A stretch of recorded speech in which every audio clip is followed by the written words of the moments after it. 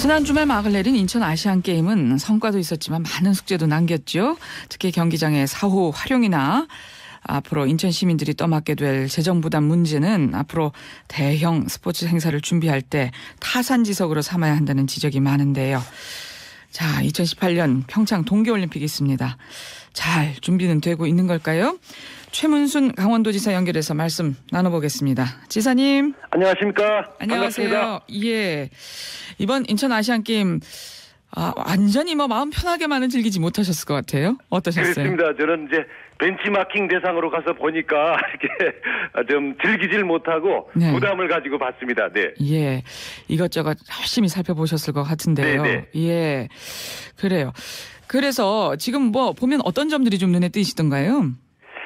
우선 이제 언론에도 많이 보도가 됐습니다만은 경기장들을 이제 크게 잘 지어놓기는 했는데 예. 저게 지금 어떻게 될까? 저걸 어떻게 다시 쓰게 될까? 이런 것들이 저희들도 이제 똑같은 문제를 가지고 있으니까요. 아주 부담을 가지고 봤습니다. 예, 그렇군요. 예. 그래요. 그 얘기도 또 조금 이따가 나눠보기로 하고요. 네네. 예. 북한의 장은희 선수 여자 복싱에서 금메달 땄는데, 네네. 예.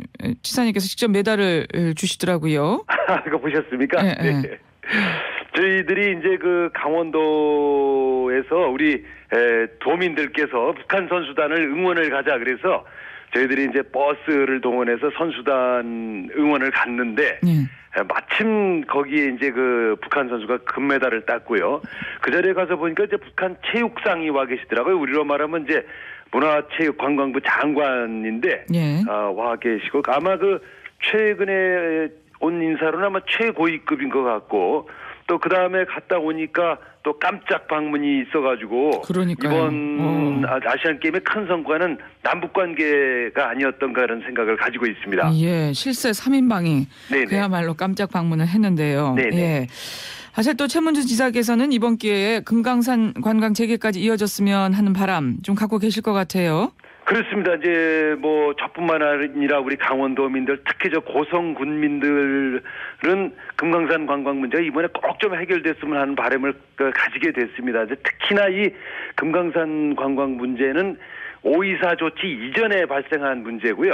또 불행한 일이 있긴 했지만 순수 민간 교류였다는 점에서 다른 사안들하고는 좀 분리해서 이걸 좀 먼저 시작을 해보자. 그리고 또 이것이 중단됨으로써 피해가 우리 쪽이 아마 저쪽 피해를 추산해서 비교할 수는 없지만 우리 쪽 피해도 만만치 않고 어떤 점에서는 우리 쪽 피해가 더 클 수도 있다고 생각을 해서 저희들로서는 이번에 꼭 해결을 했으면 하는 그런 바람을 가지고 있습니다. 예. 사실 지금 이 5.24 조치가 지금 큰 관건인데 여당 네네. 내에서도 좀 시각이 엇갈리고 있는 것 같고요. 네. 근데 어쨌든 아직은 북한의 사과가 우선이다 이렇게 생각하는 분들이 많은 것 같아요. 그렇습니다. 이제 그런데 서로 간에 남북 관계가 진전이 있기 위해서는 좀 더 과감한 선택이 있어야 된다고 생각을 합니다. 저는 이제 5.24 조치가 지금 실효성이 있는가? 저기에 이제 북한을 이렇게 좀 봉쇄하는 효과도 있지만 또 우리 자신에게도 좀 발목이 돼 있는 것이 사실이 아니겠습니까? 그래서 5.24 조치를 빨리 좀 해제했으면 하는 생각이고요. 이번에 이제 실세 3인방이 오게 된 것은 이제 우리로 말하면 정홍원 총리께서 그리고 국방부 장관을 대동하고 북한을 이제 깜짝 방문을 한 것과 마찬가지로 그야말로 전격적이라고 할 수가 있겠습니다. 그러니까 저희들도 거기에 화답하는 뜻에서 좀 전격적이고 과감한 결단을 하는 것이 맞지 않나 그런 생각을 갖고 있습니다. 예. 박근혜 대통령이 지난 유엔 연설에서도 이 비무장지대 DMZ의 세계 생태평화공원 건설하겠다는 얘기를 했는데 그렇습니다. 네. 예, 이것도 북한의 협력이 필요한 것 아니겠습니까? 북한의 협력이 절대적입니다. 이제 DMZ의 평화공원을 만들려면 북한군이 뒤로 물러나주고 거기에 호응해서 우리 군도 뒤로 물러나줘야 됩니다.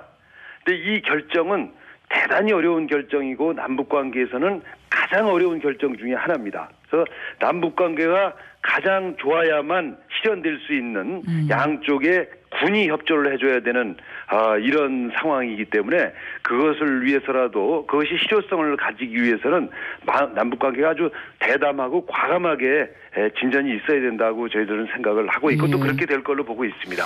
마침 지금 평창에서 환경 분야 최대 규모의 국제회의라고 하죠. 생물 그렇습니다. 네. 다양성 협약 당사국 총회 열리고 있던데요. 네네. 여기서도 비무장지대 생태적 가치가 아주 집중 조명되고 있다면서요. 그렇습니다. 그 좀 이름이 좀 어려워서 이제 국민들께서 잘 모르시는데 일종의 뭐 생물 올림픽 저희들은 이렇게 쉽게 부르고 있습니다. 거기에서 이제 강원선언이라는 것을 곧 하게 되는데요. 그 강원선언의 주요 내용이 뭐냐 하면 이 DMZ가 세계 유일의 귀중한 존재다.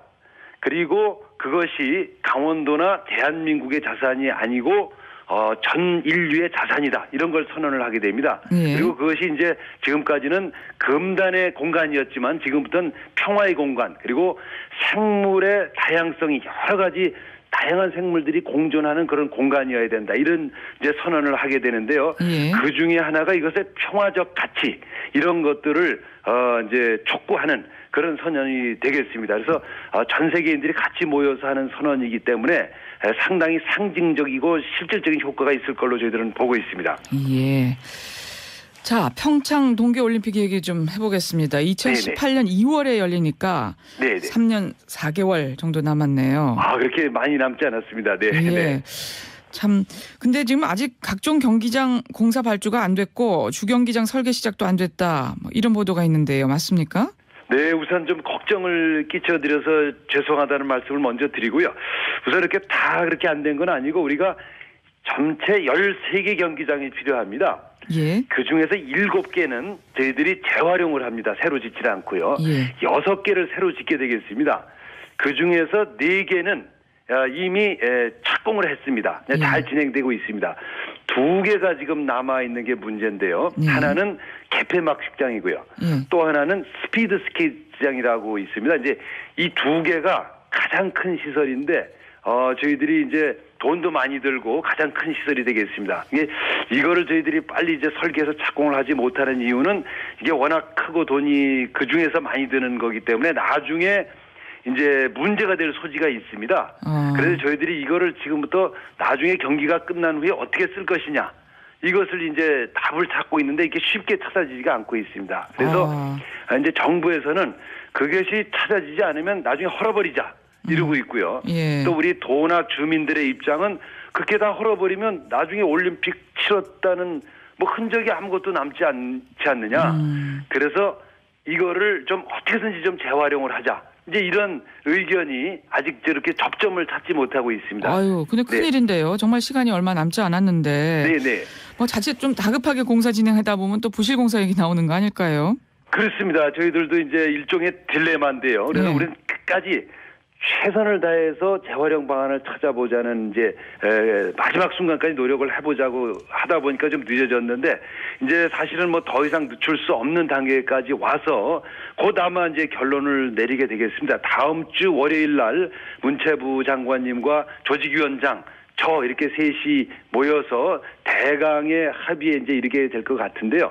하여튼 부실 시공도 막아야 되겠고 또 나중에 문제가 되는 적자 올림픽도 막아야 되겠고 이런 딜레마 속에 있다 보니까 조금 늦어진다는 말씀을 드리고 다만 이것이 뭐 다른 문제가 있어서가 아니고 마지막 순간까지 최선의 답안을 찾기 위한 진통으로 이렇게 이해해 주시면 고맙겠습니다. 예. 정말 적자 올림픽 걱정도 참 많은데 말이죠. 네네. 인천의 경우에도 당장 1조 원 넘는 빚을 지금 인천 시민들이 또 안게 됐는데 네네. 여기에 대해서는 또 어떤 고민이 있으세요? 어떤 노력하고 있으세요? 뭐 저희도 비슷한 상황이긴 하지만 인천시는 뭐 1조 원 정도 넘는 지방채를 발행을 했다고 들었습니다. 저희들도 이제 뭐 빚을 좀 내긴 해야 되는데요. 우리 강원도의 경우에는 그 정도 규모는 안 되고 내년에 한 1,000억, 후년에 1,000억 이렇게 좀 2,000억 정도면 대개 이제 방어가 되지 않을까 생각을 하고 있습니다. 저희들은 조금 전에도 말씀드렸다시피 가능하면 새로운 경기장을 짓지 않고 예. 재활용을 좀 많이 하도록 하겠습니다. 그리고 예. 이제 가능하면 이렇게 우리 동계올림픽은 하계올림픽처럼 이렇게 종목이 많지 않습니다. 예. 하계올림픽은 이제 아시안게임은 17개 경기장을 지었는데요. 저희는 전체가 13개가 필요하고 예. 그중에서 6개를 신설하신다. 이런 말씀을 하셨죠. 예. 네네. 지금 그 새누리당 김무성 대표가 준비가 너무 부족해서 깜짝 놀랐다. 네네.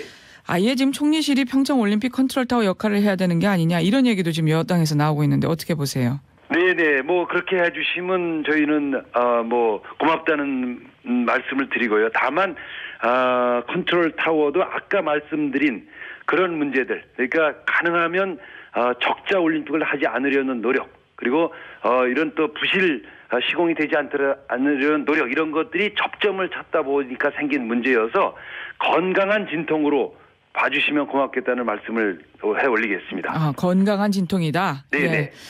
그런데 어쨌든 좀 중앙 정부에서도 좀 적극적으로 나서줬으면 좋겠다 하는 생각은 있으신 거죠? 그렇습니다. 이게 이제 너무 경제올림픽 또 적자올림픽을 방어하려는 생각을 하다 보니까 좀 우리 이번 아시안게임에서도 개막식이 국력을 과시하는 자리고 우리 국민들에게 긍지와 자부심을 느끼게 하는 자리인데 좀 너무 초라하고 왜소하게 될 가능성도 없지 않다. 예, 그런 걱정도 있으시다 하는 말씀으로 좀 정리를 하겠습니다. 네. 잘 들었습니다. 네, 고맙습니다. 최문순 강원